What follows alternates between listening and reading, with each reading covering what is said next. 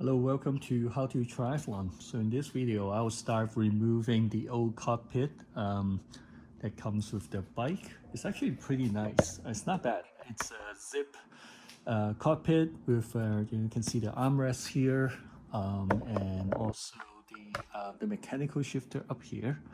I'll be replacing it completely with a TriRig Alpha One. So here, I'll first take out, and there used to be, and there's actually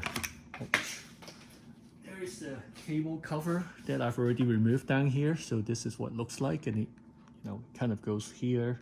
But I'm just removing it so that I can get a better view of the top. So first, I'll remove the cover, and this is just a H4 screw up here.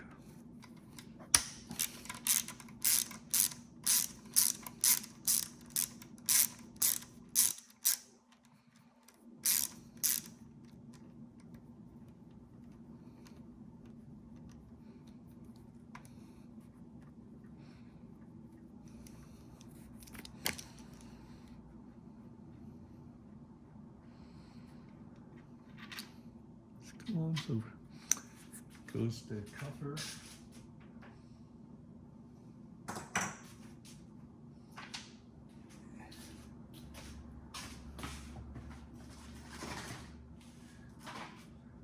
And next I'm just going to cut off the old cable. So these are the old mechanical shift cable and also the rear brake cable. They are just essentially just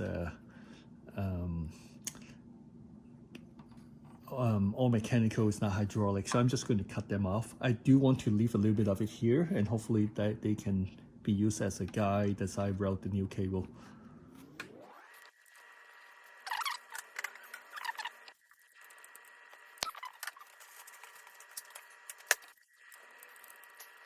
Okay, now with the front cable removed, I can take out the old cockpit, but before I do that, I just want to slide that a little bit over here.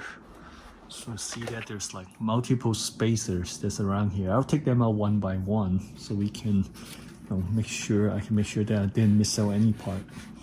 So first I'll take out, let me just go a little bit here. I'll take out the cockpit.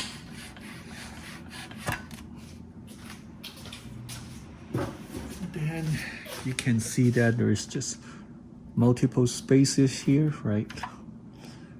I can take out. They come out together, but essentially there are multiple spaces here.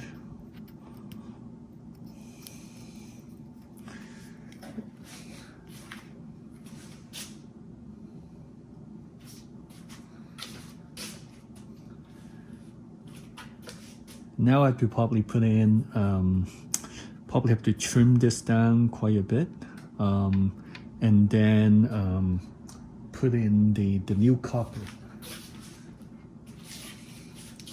which will look something like this. So this is a tri-brake cockpit. So I imagine it would go a lot lower, but there's also spacers that I will put inside there. Okay.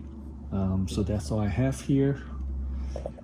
So here I've removed the original cockpit that comes with this bike, and now you're looking at basically the steerer tube, and I'm just going to test fit the new cockpit.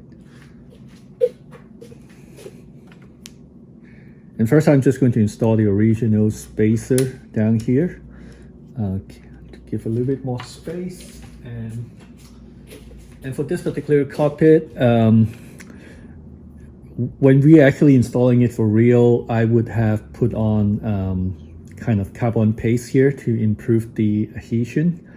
For now, I'm just test fitting, so I'm just going to install the spacers that will go below the new cockpit. And I don't even realize how tall my tube is. But I think it's more designed for like a beginner triathlete like myself, in which I just don't really need to bend, downwards a whole lot when I'm trying to reach rest my hands on the cockpit and so forth. So these are the spacers, and they come in 10 millimeters increments. I'm adding all 4 of them so that I have enough height.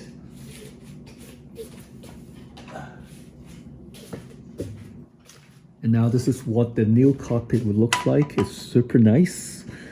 And I'm just going to test fit it here.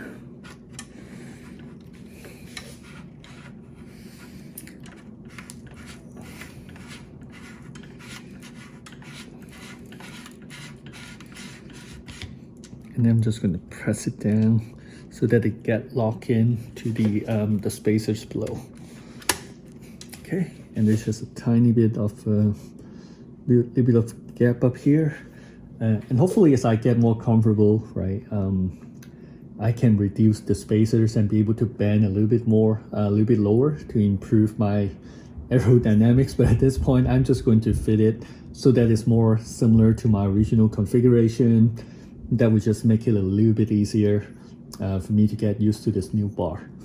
So for this new bar, there is the cover that will eventually goes over here, and I haven't installed the, let me just go a little tiny bit here. So I haven't really installed the rest of the unit, but the brake and shifters will basically goes in here, and then it will have Di2 wire and then hydraulic brake line attached to it. So I'll be running those 2 wires through here, and then they will pop out here. And let me actually get a closer look. And you see like there's a hole basically down here. It's actually kind of hard to see from here, but that's kind of where the wires will come out. And the way I'm thinking about this is that the 2 wires will be coming out from here on each side, and for the Di2 they will be basically connected into kind of like a Y junction with 1 Di2 wires coming out, and then I'll have a Di2 junction box here so that it can take in basically the shift signals from both the shifters in here as well as from the TT bar above, right? The 2 wires from the TT bar will goes through that hole into here.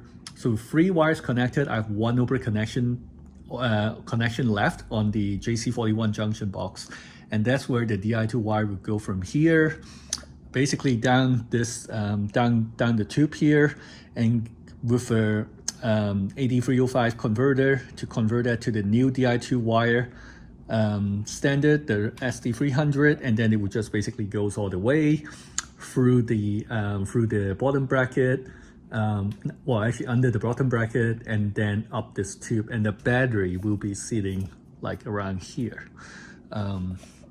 So I'll start running the wires now to set up the cockpit.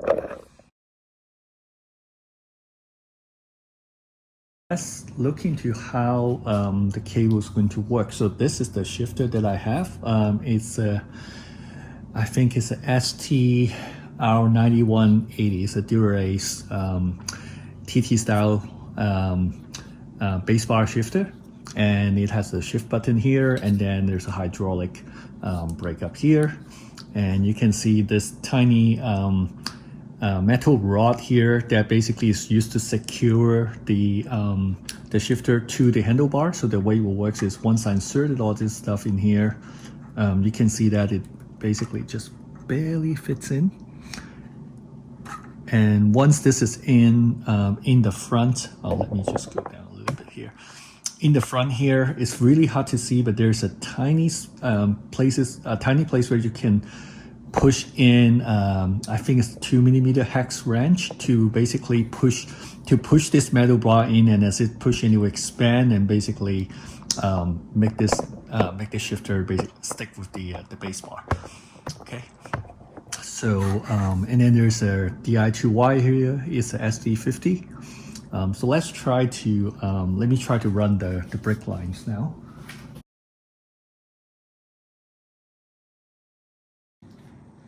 What I find out was that the hole inside is actually really small. So what I'm trying to do now is to basically feed the Di2 wires on both ends, which is you can see here, and then I would try to push the brake cable through. It's a little bit you know, a lot harder than the Di2 wires, and hopefully there would just be barely enough space for me to push this through the cockpit. If not, then I have to probably run the wire just like down here. You can see there's actually a hole down here, right, for running wires, but I really want to have a clean look and want to see whether I can run it inside here. So I'm going to try the right side first. Let's see if I can get this thing in. Okay, so it's actually not too bad. I'm actually able to fit it all the way down there. So let me see if I can guide it a little bit and get it. I'm just gonna take a quick look here to see where it is at, and yeah, it's actually not too bad. If I'm doing it this way, it's actually better than I thought. All right, I need some way to hold my torch, so let me get my headlamp.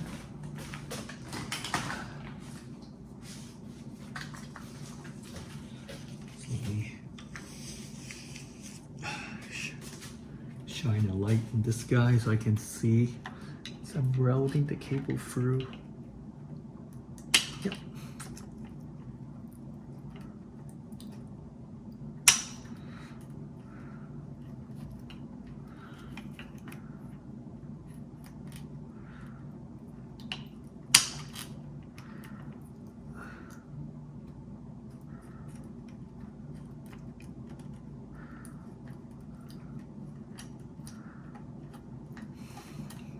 Perfect.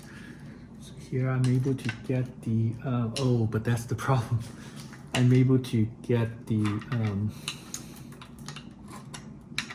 okay, no, actually this is fine. This is just the part sticking out. So I'm able to get the right brake cable out here with the Di2 junction, that will go into the junction here.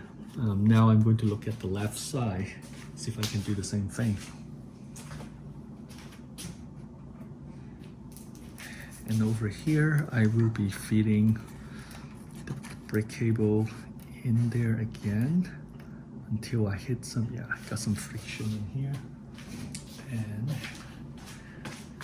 trying to see how I can guide this cable a little bit. Okay, so actually coming in.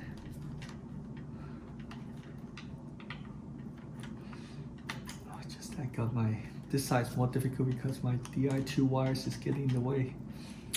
I need something more narrow.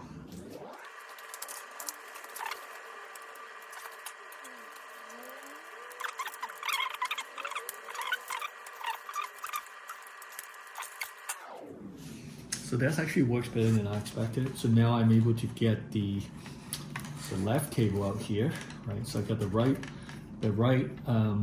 basically the rear brake line here, the front brake line here, and my Di2 wire here. So that's great. So now the next thing I'm going to do is to basically start running the wires along the frame.